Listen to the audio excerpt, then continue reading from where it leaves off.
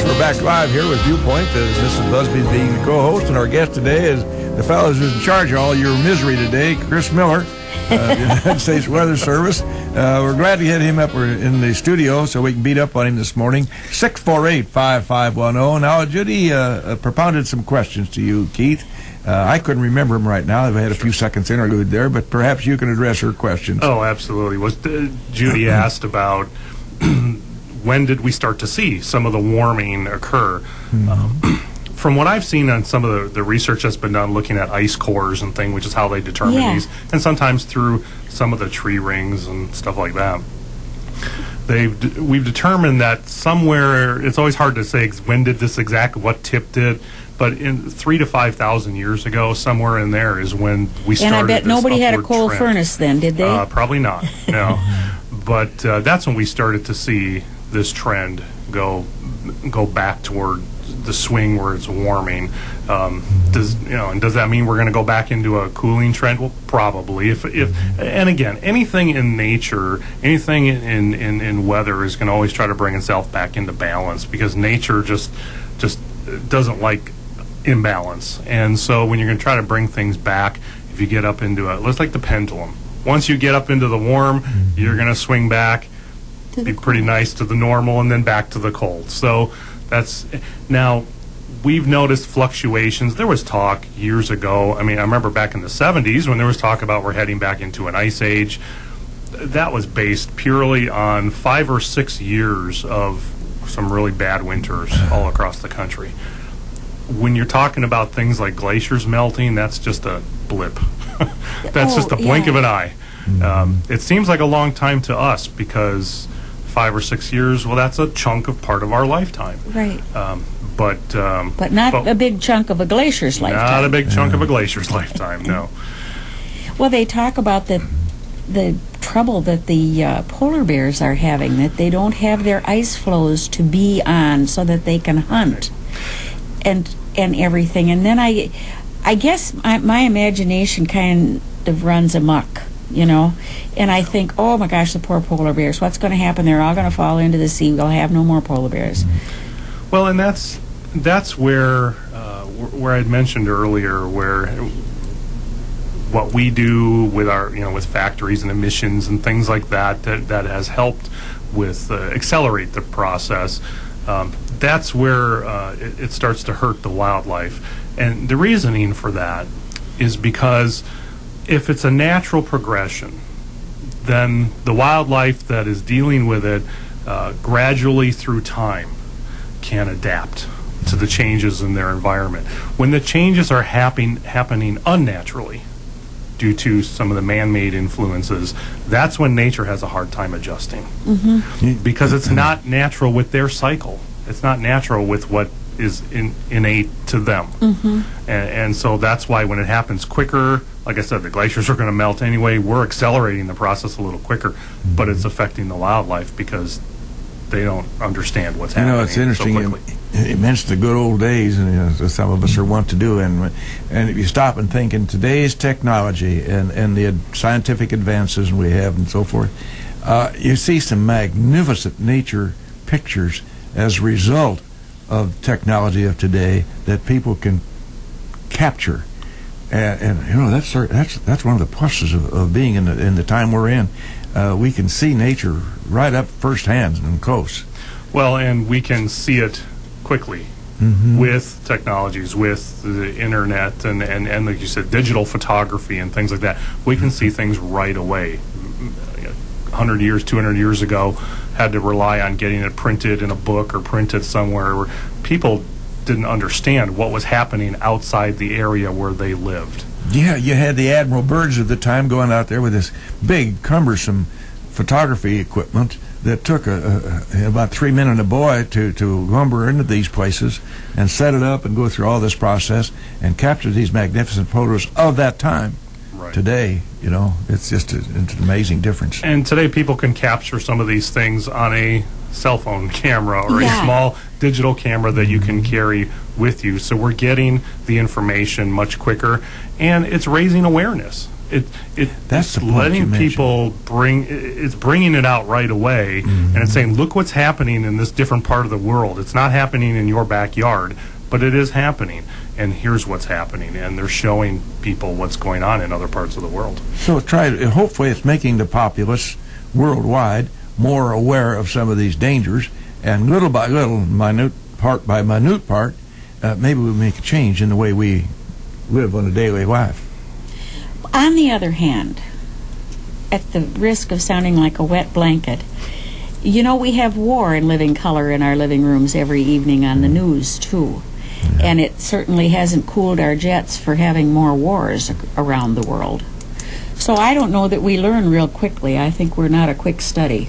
Well, to digress just a quick moment, this Tucson tragedy is a great example of that.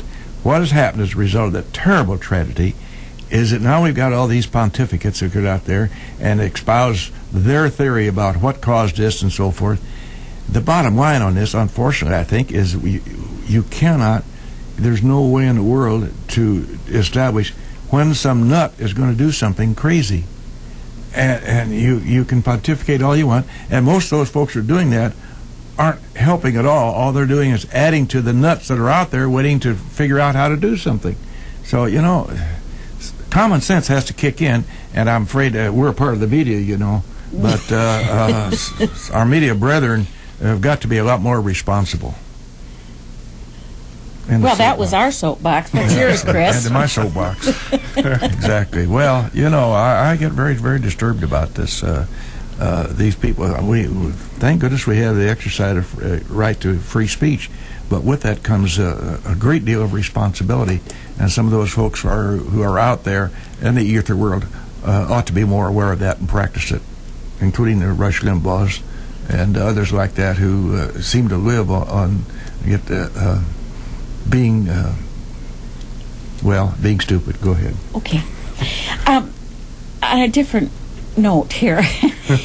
Yes, now, let's get back to with weather. the snow that we've had this winter, and the accumulated snowfall has to be rather respectable.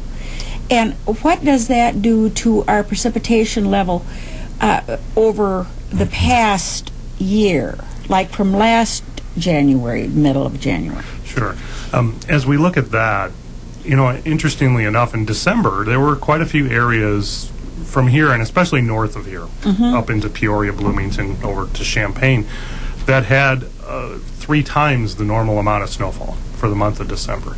However, when you melt that down into the water that could actually go into the soil or become part of the water table, it was actually a little less than what we typically get, because in December we usually get those cold winter rains too, and it's hard this time of the year. A lot of it either blows around, runs off into some of the streams when things start to melt, because you've got that frost level that develops. So winter type precipitation, unless it's a lot of rain, doesn't really add a whole lot to the water table, but our water table is still fairly high, because for 3 consecutive years we had above normal precipitation. 2008, 9, and 10 all had above normal precipitation in central Illinois and some flooding. But, you know, when we look back at the records, we haven't had 4 consecutive years of above normal precipitation since the 1880s. Oh, my gracious. So if we have another year this year in 2011 of above normal, that's something that hasn't happened in any of our lifetimes. And it's just, again, it's bringing things back into balance, that we typically, if we go a few years above normal, we usually drop back down below. So. Chris, is the snow versus water equation, is it 7 inches of snow to 1 inch of water? Is that an old wives' tale? Or it used to be, they used to say 10 inches just because it was an easy, nice round number to figure. I actually saw some research come out that said in our area here it averages about 12 to 13 inches of snow. Really? To get an inch of water, right. 12 to 13 inches of snow. Right. Interesting. And the snow that we had yesterday was it was a greater ratio than that. It was up around 20 inches. Yeah, because that it's was very so fine, fluffy. powdery. It was fluffy and powdery, and Yeah. absolutely. How deeply has the frost gone this year? You know, that's a good question. I haven't looked into that. Now, Well, in typically Minnesota, they were always very interested in that, you know, because they have their pipes that are coming into their homes much deeper than we have here, because the frost can go up to 6 foot deep. Yeah, so if you got your pipes 3 foot down, hoo-hoo. In fact, well, here in Lincoln, we do measure that at our office. I haven't checked what that is lately. I haven't looked at the data, but that's something that once a week, the data acquisition unit of our office checks that. We have a frost gauge, and we've got a network of frost gauges around here, volunteers that we've installed on their property all over central and eastern Illinois that check that weekly. In some cases a couple times a week. We also have recruited a bunch of observers that check the area rivers and streams for ice jams. Because really? when ice develops, if that backs up, then you can start developing flooding, especially if you get a winter rain. So if I'm out tromping around in the wild and I see Salt Creek backing up somewhere, and I've been knowing about your weather service, it'd be advisable to let you know. I'm just asking a question here in theory. Oh, absolutely.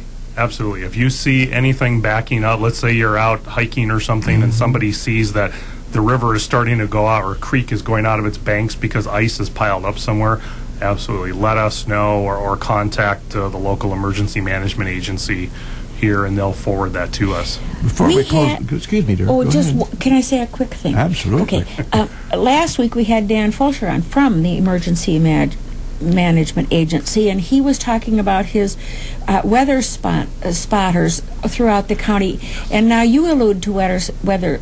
My goodness, little Monday mouth. Testing 1 2. Yeah. Now, do you train the spotters? Are they the same spotters, yours and his? They are the same spotters. We provide the training for severe storm spotting. In fact, we're coming up with a date in late March to do that, and we'll announce that soon. But that's something that we do annually throughout the 35 counties in central and eastern Illinois that we have responsibility for. The spotters report to Dan and Terry Storer out at the Emergency Management Agency, and they relay those reports to us at the National Weather Service. So we work very closely with the emergency management agencies of the area, and the spotters provide very good information for us. In fact, we could always use more. So if anybody's interested, that training is open to the public. There's no charge for that. It's about 2 hours of your time to go through that class.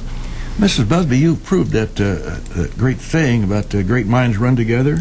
Oh, yeah? That was the essence of the question I wanted to ask Mr. Miller. Chris, we thank you very much for being with us today. Once again, you've been very gracious to come and visit with us about the weather here in Logan County. Each time I learned something new, but I never remembered the time I got back to Lincoln. It's a long drive back from here to Lincoln.